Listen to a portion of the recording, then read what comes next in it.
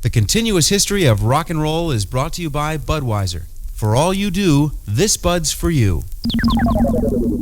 Rolling Stone Magazine's Continuous History of Rock and Roll, Volume 1, Number 41. This week we'll take an in-depth look at the originators of folk and country rock. I'm Gary Bridges. When we return, it's the music of Roger McGuinn, David Crosby, I don't know what's going on here. Chris Hillman, Goodbye won't be long. I'm on my way back home. Gene Clark, But I've set you free this time. Michael Clark,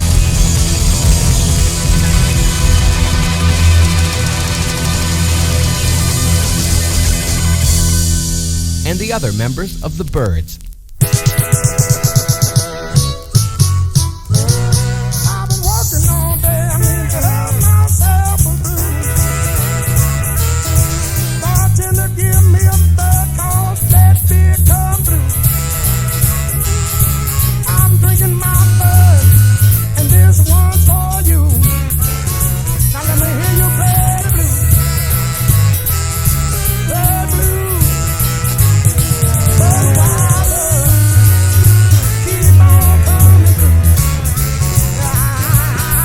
Whatever you do, boy, this Bud for you. Well, the king of beer, keep on coming on through. Well, I'm drinking Budweiser, all this Bud's for you. Yeah. Anheuser-Busch, St. Louis.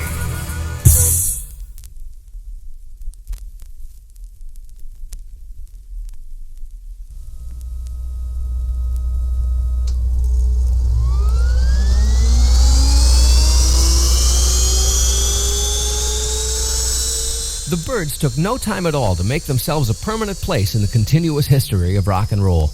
They burst onto the scene in 1965 and became the American response to the British invasion. They were the pioneers of the movement known as folk rock, and a whole style of rock grew around them in their home base of Los Angeles. Their music influenced the country rock bands of the 70s, and as individuals, Byrd members were at the core of Crosby, Stills and Nash, the Flying Burrito Brothers, and Firefall. For the next hour, it's the story of a truly great American band.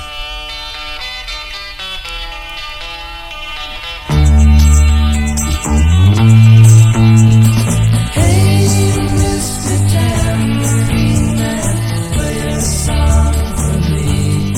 I'm not sleepy and there ain't no place I'm going to. Hey, Mr. Tambourine Man, play a song for me.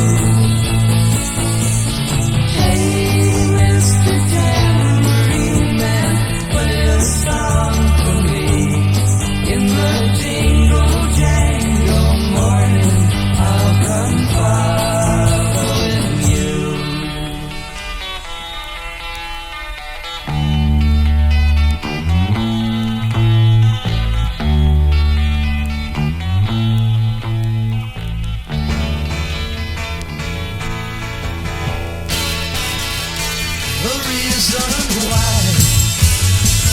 Oh, I can say I have to let you go, baby, and right away. After what you did, I can't say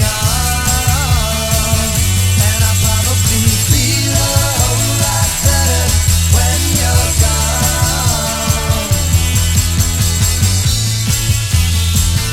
Baby, for a long time, you had me believe that your love was all mine, and that's the way it would be.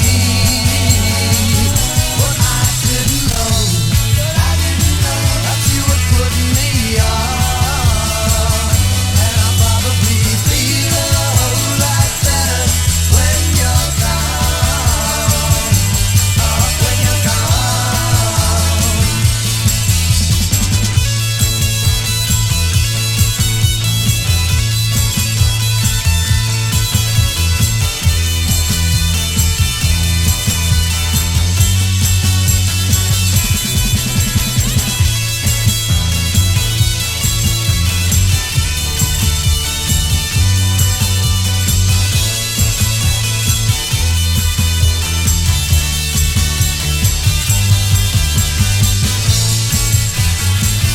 Now I've got to say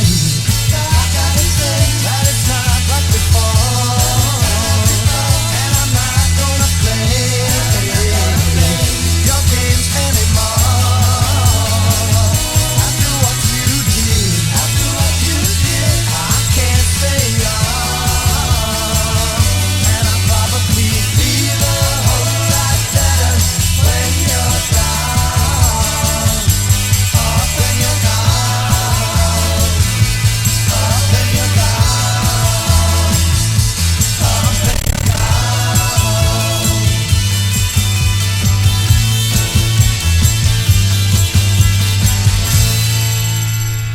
The Byrds, and two of the biggest songs from their first album.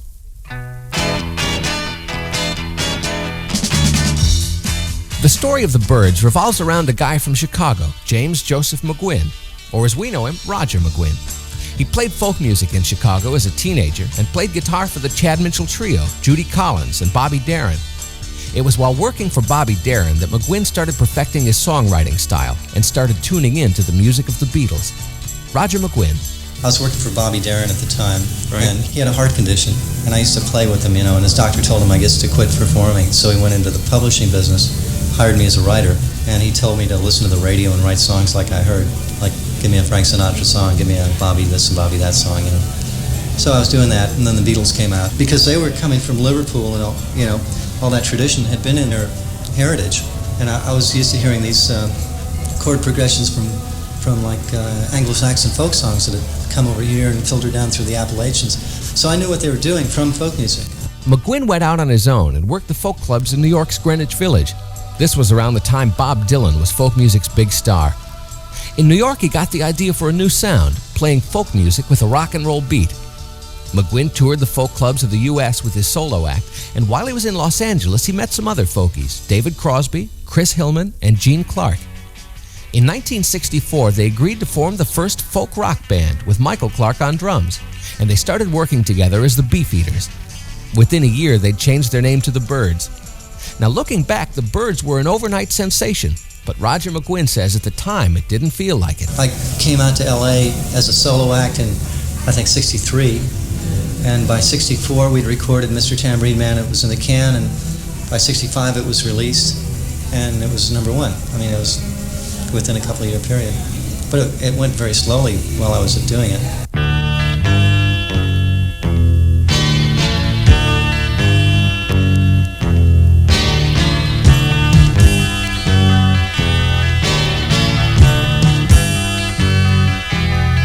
Everything turn. There is a season, turn. And a time to every purpose under heaven.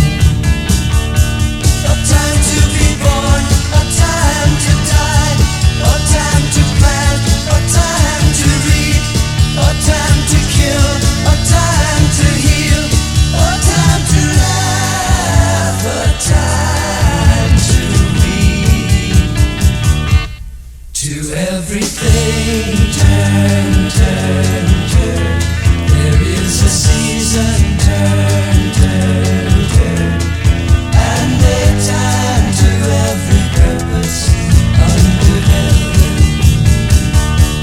A time to build up, a time to break down, a time to dance, a time to mourn, a time to cast away stones, a time to gather stones together. To everything turn, turn, turn. There is a season, turn, turn, turn. And a time to every purpose under heaven. A time of love, a time of hate, a time of war, a time of peace, a time you may embrace, a time to refrain from embracing.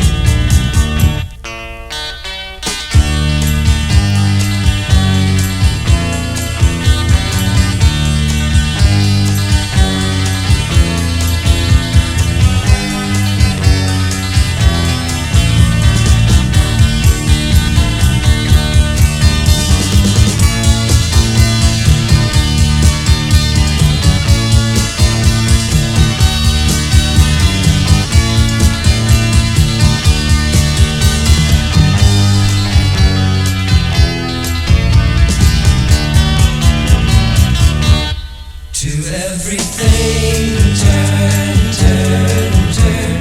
There is a season, turn, turn, turn. And a time to every purpose under heaven. A time to gain, a time to lose, a time to rend, a time to sow, a time for love, a time for hate, a time for peace. I swear it's not too late.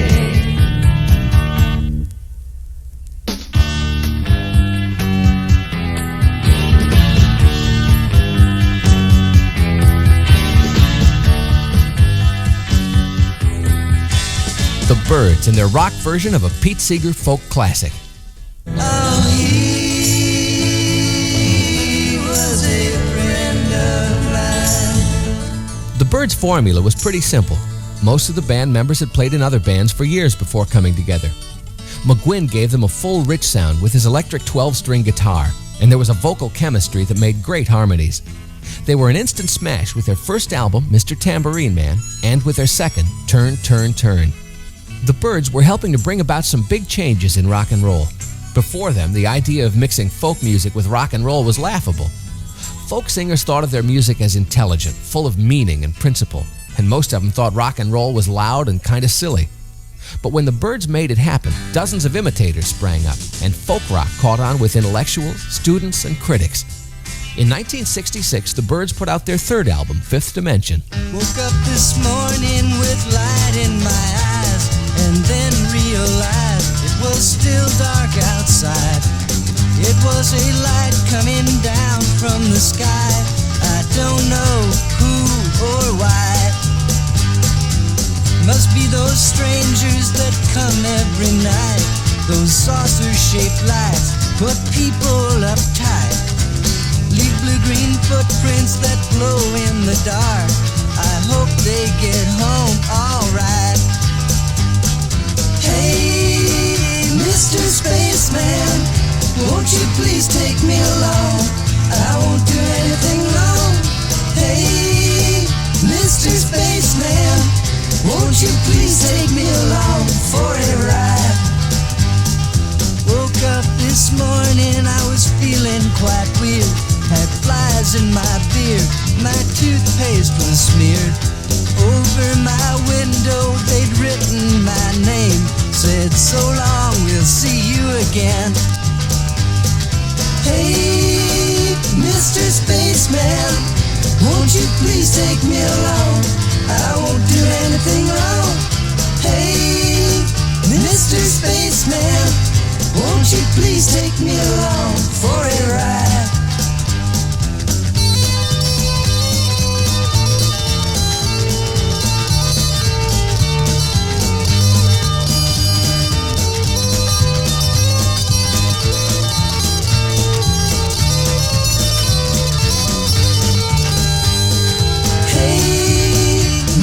Spaceman, won't you please take me along?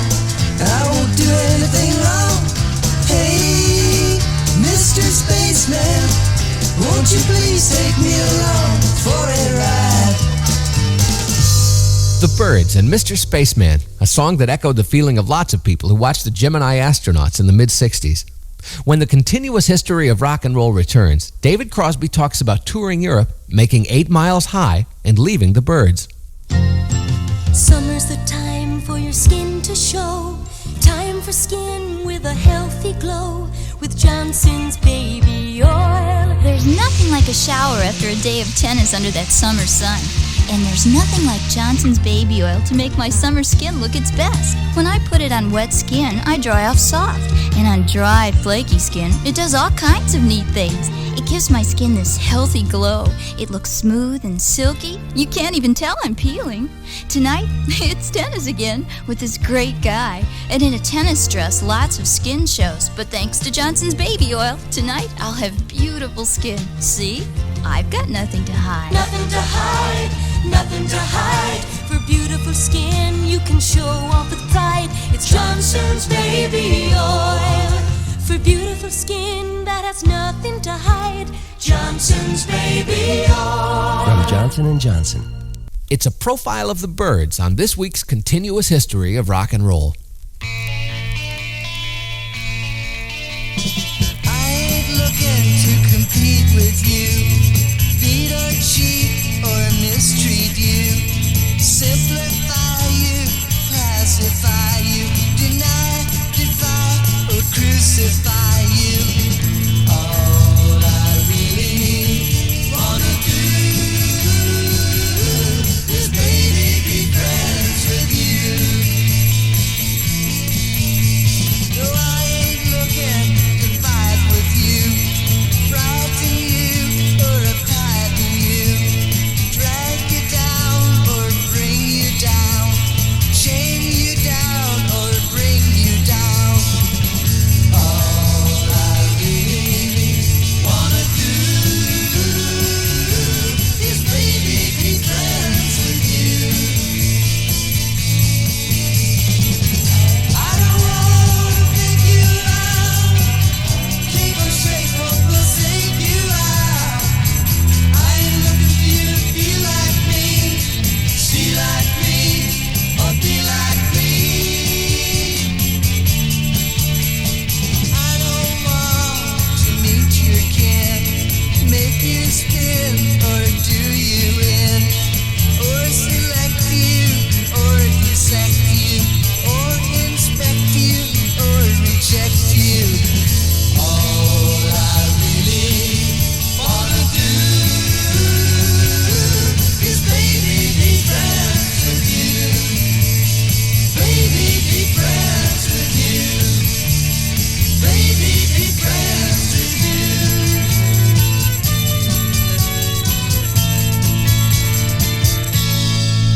One of the Dylan songs the Byrds did on the continuous history of rock and roll. Rattle your windows and shake down your walls, for the times they are a-changing. In 1965, the Byrds had instant success with their first album and single, Mr. Tambourine Man. And with that success came worldwide touring. David Crosby remembers the Byrds' first tour in Great Britain, right in the midst of the British invasion, playing in front of their idols, the Beatles. It was a disaster, a raging #1 grade A disaster. Promoter billed us as being better than the Beatles.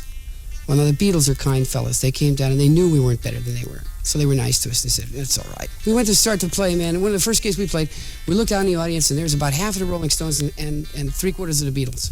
And we're looking at our idols, man, and they were standing in front of us. We were so scared, man, we couldn't even open our teeth. I thought I was gonna die, right then and there. How is it that I could come out to here and be still floating and never hit bottom and keep falling through, just relaxed and paying attention? In the summer of 1966, the Byrds put out the album Fifth Dimension. On it was 8 Miles High, a single like nobody'd heard on the radio before. Roger McGuinn was making outrageous sounds with that 12-string Rickenbacker guitar, and the Byrds were experimenting with off-harmonies and new musical techniques. Well, fans loved it, but it was one of the first rock songs to be banned from the airwaves because of its so-called drug references. We asked David Crosby, just what does 8 miles high mean? 40,000 feet. That's the height that the airplane flies at when you're going to England. Mostly we were just trying to make the best we could make out of everything we did. 8 miles high, we didn't know that was going to be a hit, and we were right. They took it off the air.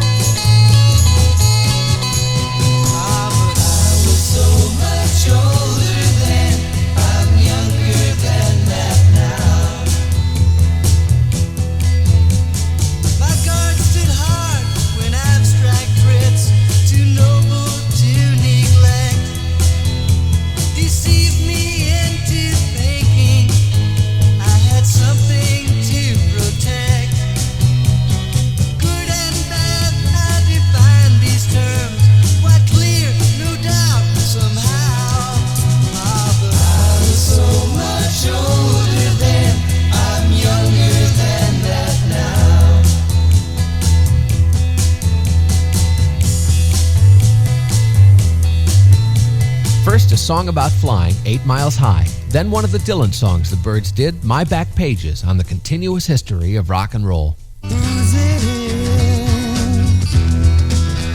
What it's all for. This part of the story may sound familiar. It's happened with most of the great rock bands of the 60s. The Byrds had trouble staying together. Gene Clark was the first to go, partly because he was intensely afraid of flying, and that hurt the Byrds' tour plans. Then Michael Clark and David Crosby left. McGuinn was the center of the group, and he could be brutally honest with his opinions of the other band members. David Crosby says he didn't quit. He was thrown out. He threw me out of the band saying, "You're crazy, you're impossible to work with. You don't write all that great of songs anyway, and we'll do a lot better without you." Younger Than Yesterday was the last album released before Crosby left the Byrds.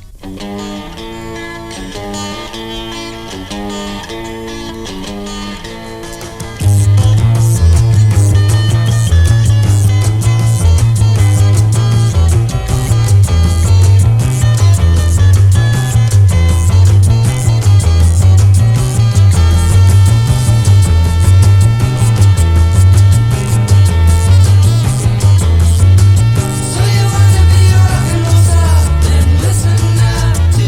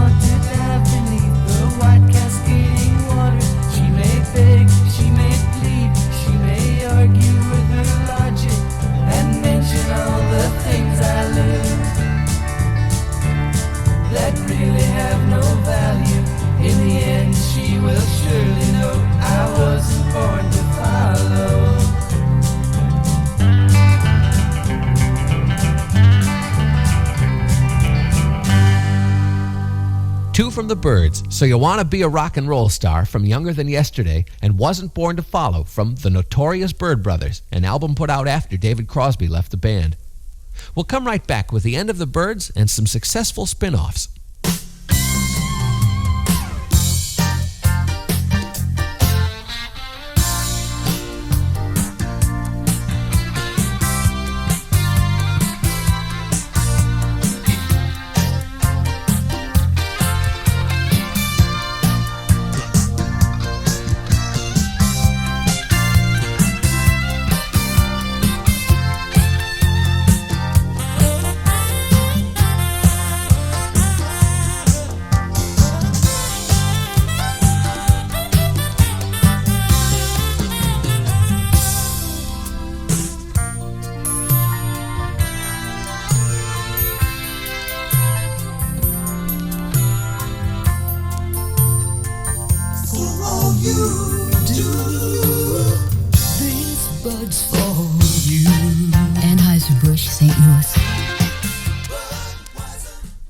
Rolling Stone magazine's continuous history of rock and roll profiles the Byrds. I'm Gary Bridges.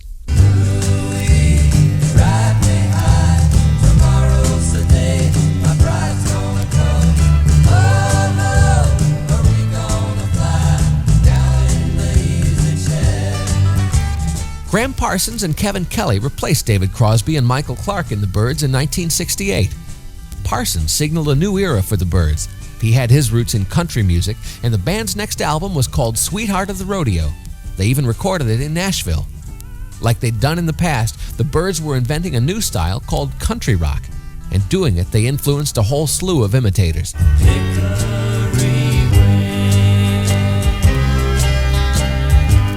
But unlike those early days, the Byrds weren't at the forefront of the country rock trend.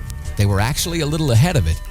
Sweetheart of the Rodeo was their least successful album up to that time, and by 1969, Graham Parsons and Chris Hillman left to start the Flying Burrito Brothers. But if you got to go now, or else you got to stay all night. McGuinn kept at it, adding new musicians and making albums. The band's Ballad of Easy Rider was part of the Easy Rider movie soundtrack, and that was a big hit. Flow, river, flow, let your waters wash down, take me from this road to some other town. And the revamped Byrds got a lot of airplay with their 1970 song Chestnut Mare from the Untitled album. Always alone, never with a hurt, prettiest mare I've ever seen, you have to take my word. I'm going to catch that horse if I can, and when I do I'll give her my brand. Well, I was up on Stony Ridge after this chestnut mare, been chasing her for weeks. Well, I'd catch a glimpse of her every once in a while, taking her meal, bathing. Fine lady. This one day I happened to be real close to her and I saw her standing over there. So I snuck up on her nice and easy. Got my rope out and I flung it in the air. I'm gonna catch that horse if I can. And when I do, I'll give her my brand. And we'll be friends for life. She'll be just like a wife. I'm going to catch that horse if I can.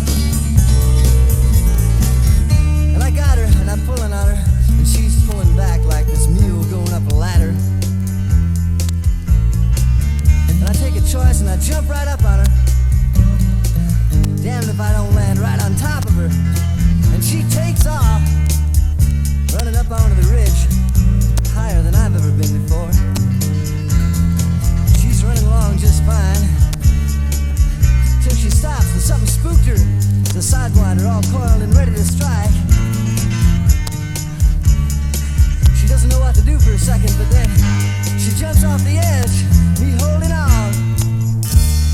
Above the hills, higher than eagles were gliding, suspended in the sky. Over the moon, straight for the sun we were riding. My eyes were filled with light. Behind us, black walls, below us, a bottomless canyon, floating with no sound. Those far below seem to be suddenly rising, exploding all around. I'm going to catch that horse if I can, and when I do, I'll give her my brand, and we'll be friends for life. She'll be just like a wife. I'm going to catch that horse if I can. We were falling down this crevice, about a mile down that seam. And I look down and I see this red thing below us, coming up real fast, and it's our reflection, this little pool of water about 6 feet wide and 1 foot deep. And we're falling down right through it. We splashed it dry. That's when I lost my hold, and she got away. But I'm gonna try to get her again someday. I'm going to catch that horse if I can. And when I do, I'll give her my brand. And we'll be friends for life. She'll be just like a wife. I'm going to catch that horse. I'm going to catch that horse. I'm going to catch that horse if I can. I'm going to catch that horse if I can.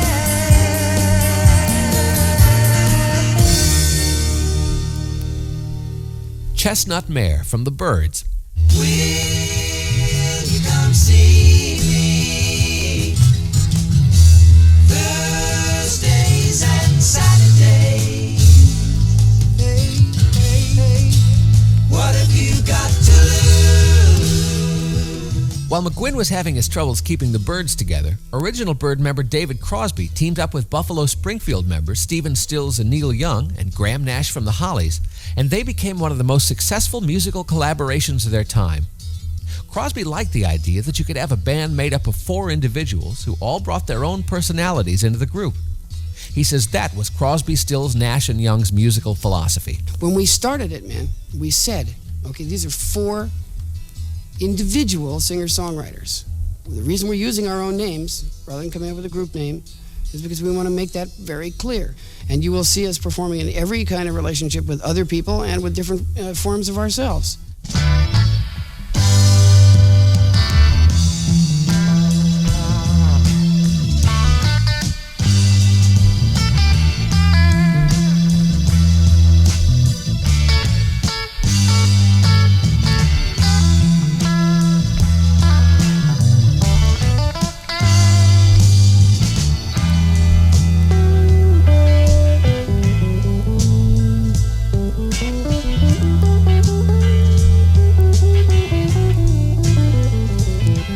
If you smile at me, I will understand.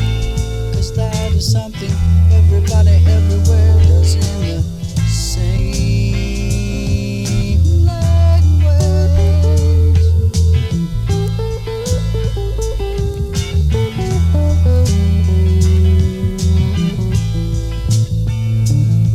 I can see by your coat, my friend, you're from the other side. There's just one thing I got to know. Can you tell me, please?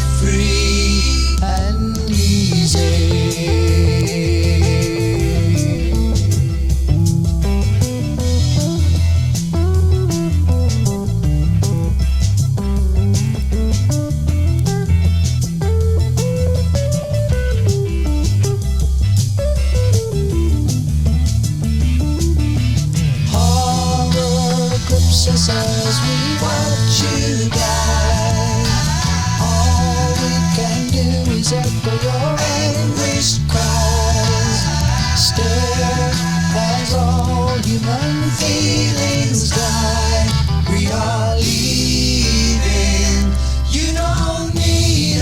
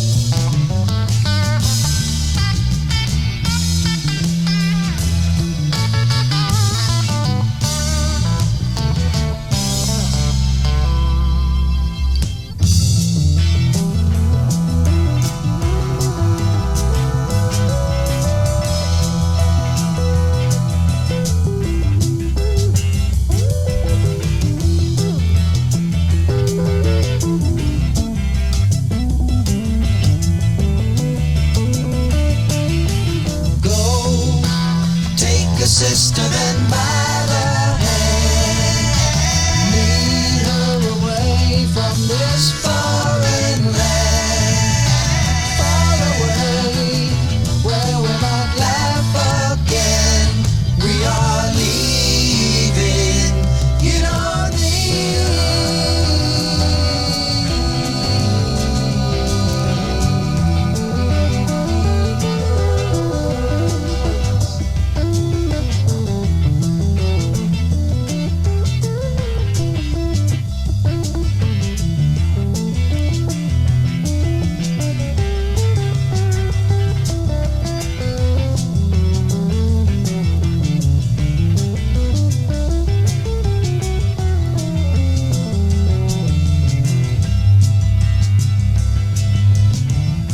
It's a fair wind, blowing warm out of the south on my shoulder. I guess I'll set a course and go.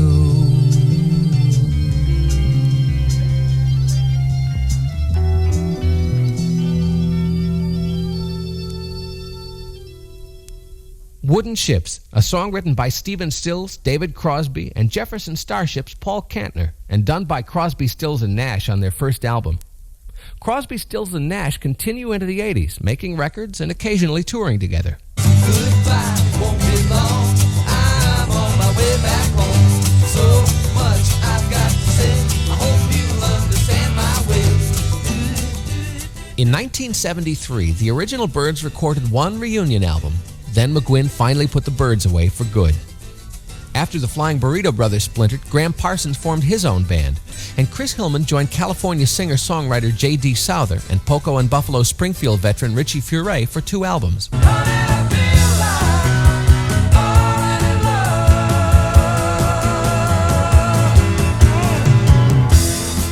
Original Byrds drummer Michael Clark joined Firefall in the late 70s. It's a strange way to tell me you love me when your sorrow is all I can see. Roger McGuinn went solo for a few years, then reappeared in 1979 with old friends Chris Hillman and Gene Clark for an album. Nobody imagined what a hit they'd be when McGuinn, Clark, and Hillman recorded Don't You Write Her Off.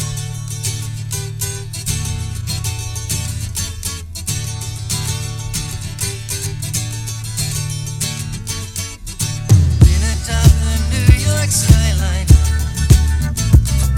sailed across the ocean blue, been alone on a desert island, and I have been a guru too.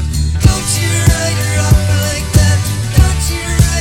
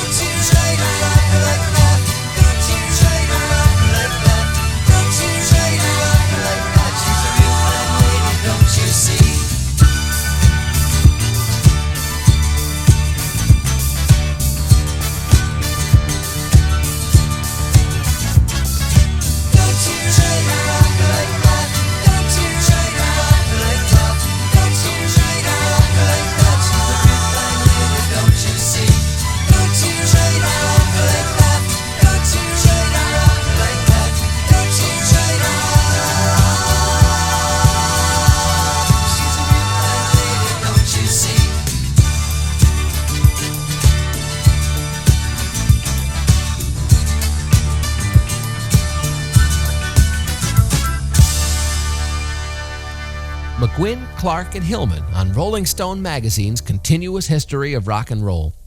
We'll wrap up our profile of the Byrds with a final thought from Roger McGuinn right after this.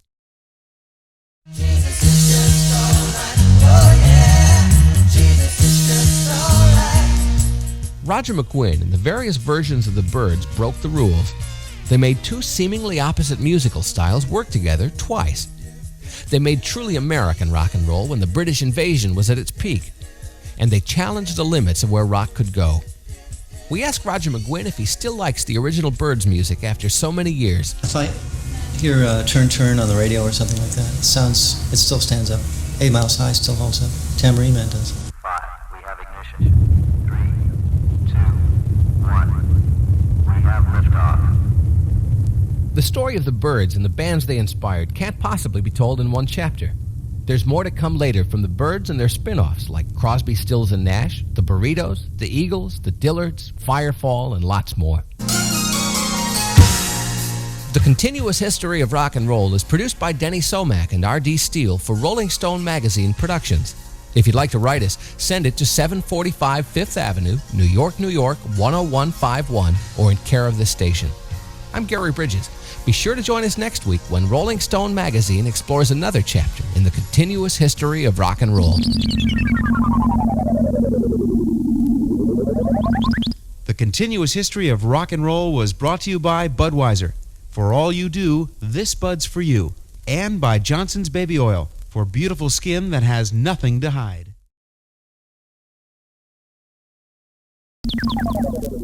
Rolling Stone Magazine's Continuous History of Rock and Roll, Volume 1, Number 41. Today we take a glimpse at the originators of folk rock and country rock.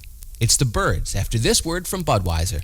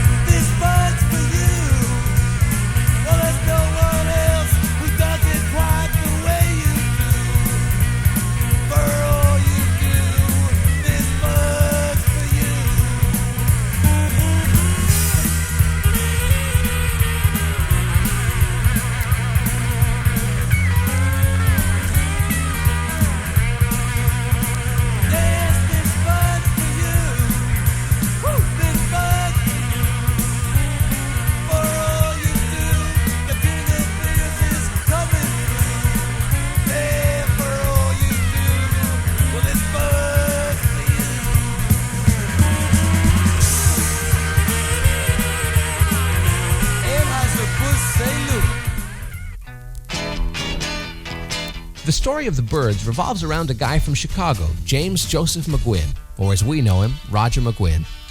He taught himself guitar, and he played folk music when he wasn't working in backup bands for the Chad Mitchell Trio, Judy Collins, or Bobby Darin in the early 60s.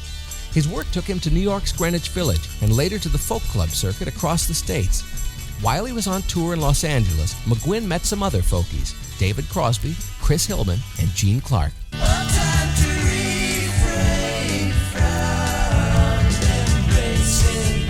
McGuinn had the idea to mix folk music with rock and roll to come up with a new sound. In 1964, McGuinn, Clark, Hillman, Crosby, and drummer Michael Clark became the Beefeaters, and a little while later, the Byrds. I came out to LA as a solo act in, I think, 63, and by 64 we'd recorded Mr. Tambourine Man. It was in the can, and by 65 it was released, and it was number one. In the jingle jangle morning, I'll come following you. Tomorrow, David Crosby describes the Byrds' first European tour on the continuous history of rock and roll. I'm Gary Bridges for Rolling Stone Magazine and Budweiser.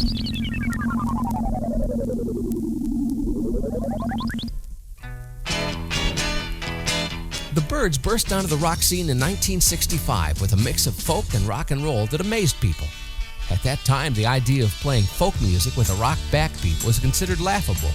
But when the Byrds did it, it worked. In the jingle jangle morning, I'll come following you. They were an instant smash with their first album, Mr. Tambourine Man, and with their second, Turn, Turn, Turn. A time to refrain from embracing. With instant success came worldwide touring. David Crosby is an original Byrd who'd later become a superstar in Crosby, Stills, Nash & Young. And he remembers that first Byrds tour in England, playing in front of their idols, the Beatles. Promoter billed us as being better than the Beatles. Well, now the Beatles are kind fellas. They came down and they knew we weren't better than they were. So they were nice to us. They said, it's all right. We went to start to play, man. We were so scared, man. We couldn't even open our teeth. Don't forget what you are, and you're a rock and roll star. In the summer of 1966, the Byrds put out the album Fifth Dimension. On it was 8 Miles High, a single like no one had ever heard before. Some living, some standing alone. More about 8 Miles High from David Crosby tomorrow on the continuous history of rock and roll. I'm Gary Bridges for Rolling Stone Magazine and Budweiser.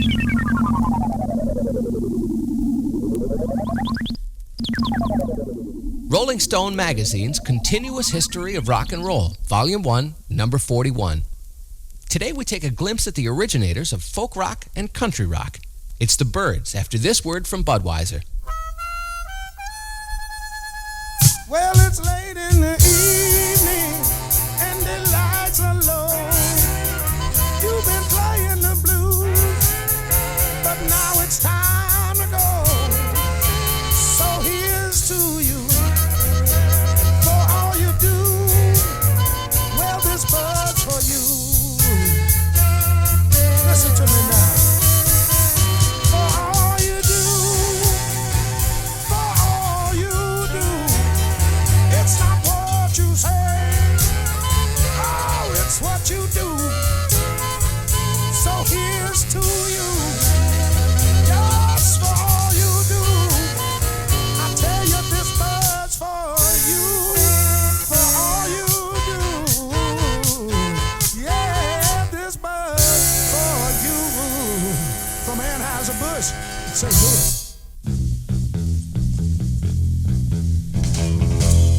In the summer of 1966, the Byrds put out their third album, Fifth Dimension. On it was the controversial single 8 Miles High. The song was striking for Roger McGuinn's outrageous guitar sound and those off harmonies.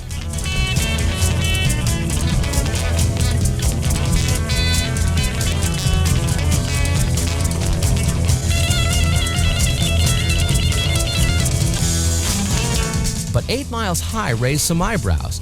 It was banned from the radio for a while because programmers were afraid of drug references. Well, we asked David Crosby just what 8 Miles High means. 40,000 feet. That's the height that the airplane flies at when you're going to England. Mostly we were just trying to make the best we could make out of everything we did. 8 Miles High, we didn't know that was going to be a hit. And we were right, they took it off the air. Some living, some standing alone.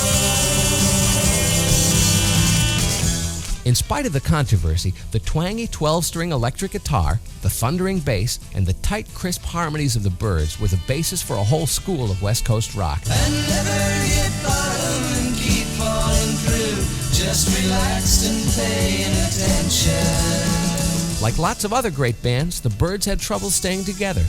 David Crosby talks about leaving the Byrds tomorrow on the continuous history of rock and roll. I'm Gary Bridges for Rolling Stone Magazine and Budweiser.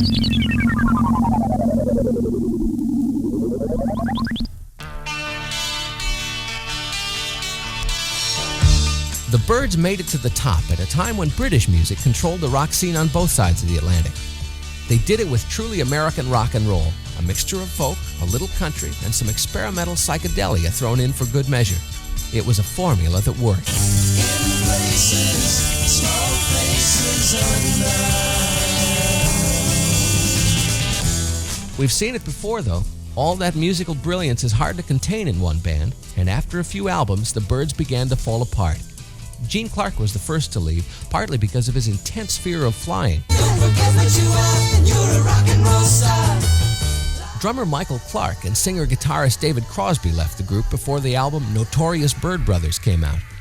David Crosby says he didn't quit. He was thrown out by Roger McGuinn. He threw me out of the band saying, you're crazy, you're impossible to work with. You don't write all that great of songs anyway, and we'll do a lot better without you. I was so much older then, I'm younger than that now. The The rest of the Byrds' history from 1968 on is marked by personnel changes and artistic squabbles in the group. You may lead me to the chasm where the rivers of our vision flow into one another.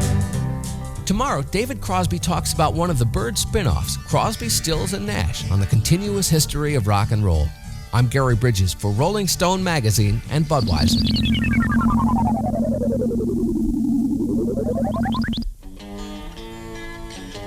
The original Byrds were only together a short time. Gene Clark left the band in 1966, and David Crosby and Michael Clark left after the album Younger Than Yesterday.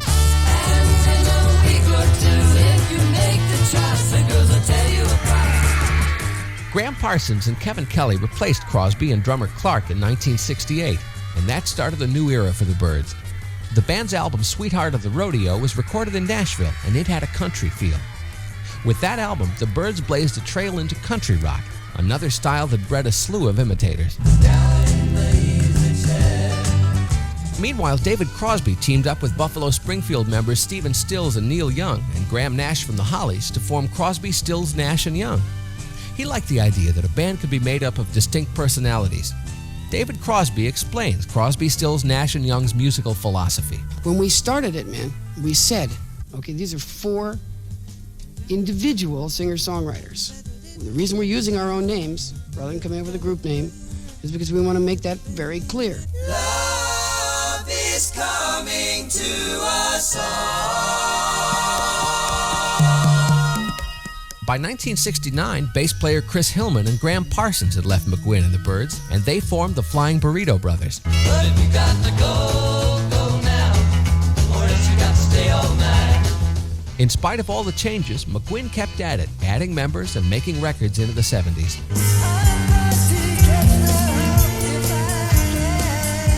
Tomorrow, it's the end of the Byrds and their successful spin-offs. And listen for the hour-long profile of the Byrds this weekend on the continuous history of rock and roll. I'm Gary Bridges for Rolling Stone Magazine and Budweiser.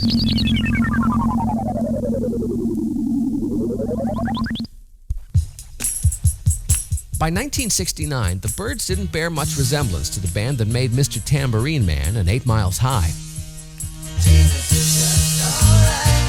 The constant personnel changes took their toll on the Byrds. After a Byrds reunion album in 1973 featuring all 5 original members, McGuinn put an end to the Byrds for good.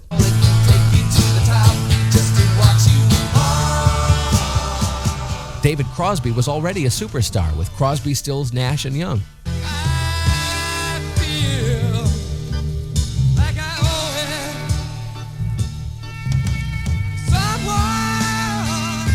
Chris Hillman, the original bass player, and Graham Parsons formed the Flying Burrito Brothers. When that group splintered, Parsons started his own band, and Hillman joined California songwriter J.D. Souther and Poco member Richie Furay in a band for 2 albums.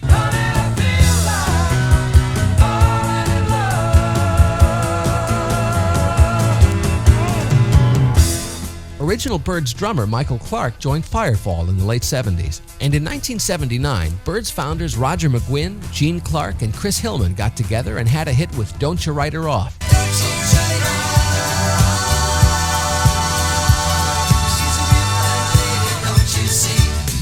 We asked Roger McGuinn if he still likes the original Byrds music after so many years. If I hear Turn Turn on the radio or something like that, it still stands up.